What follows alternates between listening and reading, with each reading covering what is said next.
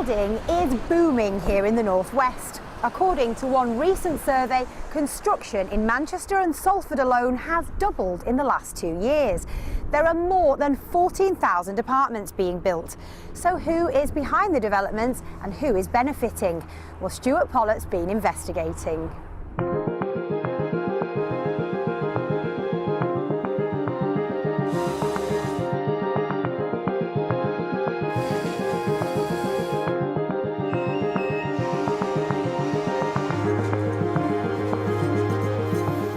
It isn't hard to tell that Manchester and Salford are experiencing a building bonanza, but how much of this constant construction is good for the people who live and work here? In this investigation, we'll reveal the block owned by buyers around the globe. What should be homes for Mancunians turn into assets and security boxes for offshore wealth. The entrepreneur who says it's easier to raise money in China than Cheshire. I think Chinese investment into Manchester is only a good thing. And the developer who's decided he'll only sell to local buyers. We made a decision to ban investors completely, and the motivation behind that was because we believe that you get the city you deserve.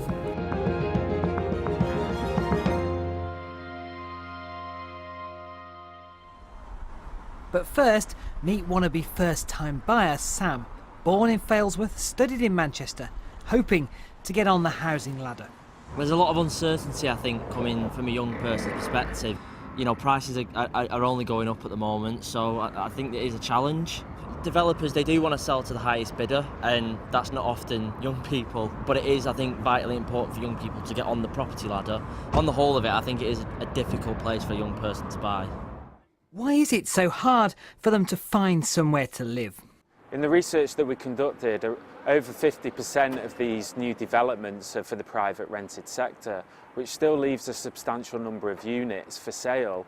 The problem is that a lot of these are marketed abroad in places like Hong Kong or Singapore. So actually, first-time buyers are at the bottom of the food chain? Yeah, Mancunians are really going to struggle to find opportunities to buy. This is 1 Smithfield Square, a block of flats in Manchester's northern quarter. It's typical of many sites which have sprung up in the last few years. We've brought the land registry ownership details for all 77 flats in this block. They cost £3 each and tell an interesting tale.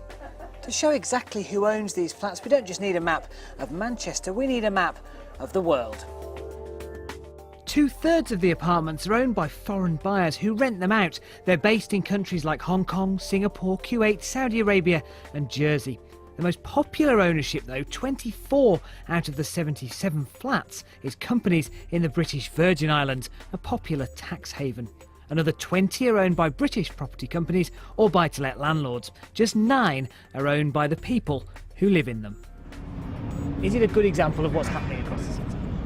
It's a really good example, and isn't it interesting that a building in the northern quarter in Manchester could be connected to the British Virgin Islands? Most of this building is owned by individuals and small companies, but there are much, much bigger beasts in town. If we took a walk across the city, we would see these huge urban development sites. We find Singapore billionaires, we find private equity groups, we find German and Australian pension funds, we find even regimes in the Middle East, all seeking to invest and profit out of the city. With all this billions of pounds of investment coming into the city, the council have failed to use it to provide social and affordable housing in the city centre, and that's really problematic for Mancunians.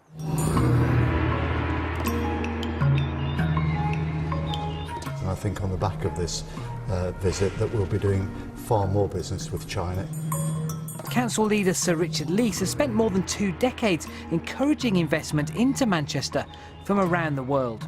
The money is international, so working with good partners who are in it for the long haul is clearly a way of helping us build places, build communities rather than just build houses. There are issues with the housing market in Manchester. What is being built is really, really good and we need more of it, but there isn't enough being built for sale to owner-occupiers, and there absolutely isn't enough that's being built for low-income individuals, low-income families. We've looked at some of obviously the schemes around, and a quarter of them owned in the British Virgin Islands, some in Shanghai, Kuwait, Saudi Arabia.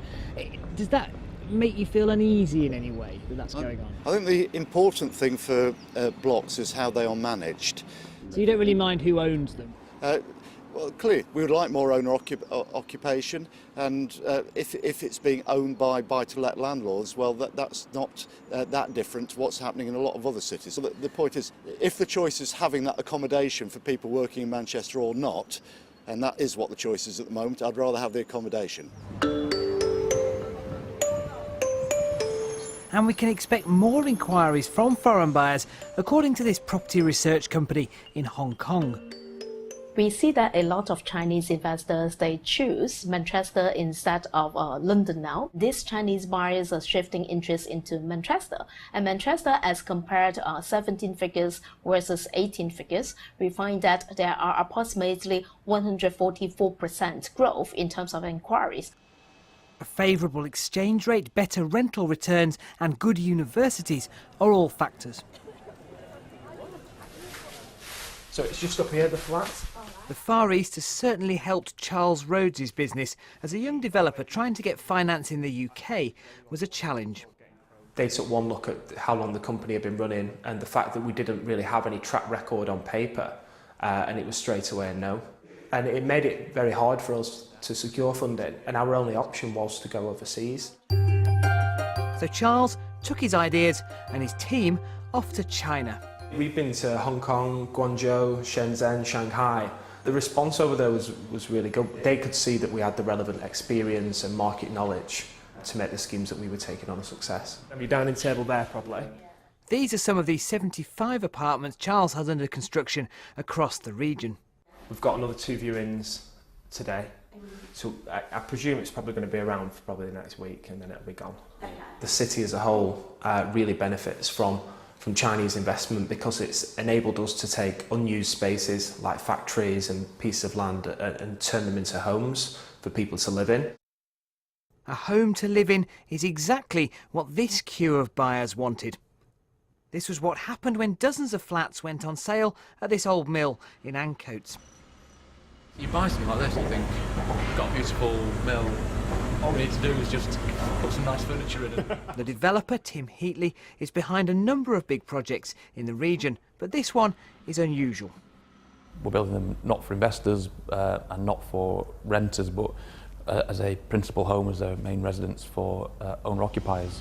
Tim says his decision means more work and less profit. Owner-occupiers, they'll need a lot more hand-holding, need a lot more time to be spent with them, and we need to put a lot more money into a project, typically 3 and 4, 5 times as much. Tim reckons as many as 95% of Manchester's 14,000 new apartments will be sold to investors. A lot of investors will sell that apartment 2 and 3 and 4 times before it ends up in a completed apartment. So it might have sold initially for 150,000, and then before it's completed it could be 160, 170, 180. So they get flipped on, and that's how they make their profit, and that pushes the prices up. Which goes to about... At the minute, the focus is on investment and not on owner-occupiers, and I think that needs to shift.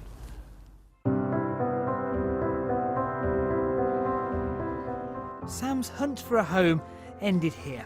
He can see his apartment taking shape. So this one here, where this steel structure is, that's my apartment. So that one there is the one I'm going to be living in.